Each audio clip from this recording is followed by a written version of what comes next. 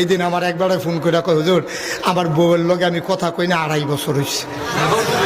আমি কই চলেন কেমনে? কই ইনডাইরেক্ট কথা চালু করছি। 2.5 বছর নিজের স্ত্রীর লগে কথা কয় না। নাউজুবিল্লাহ কেন তো? আমি ভাবি চলেন কেমনে মিয়া? এক গরো থাকেন না? কয় এক গরো থাই।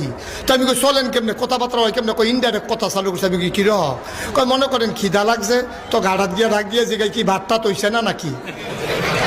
তো আমি কই হেবিডি কিতা কয়? তো হেবিডি ডাক দিয়া কয় খাইলে বই বয় না। ইনডাইরেক্ট কথা চলতে আছে তো।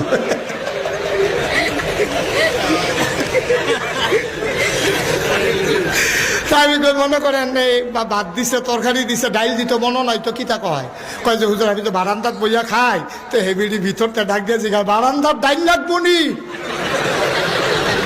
আমি জিগাই দিলে দিব, এই চলতে আছে আর কি। বর্বর আকারে কয়, চিন্তা করো।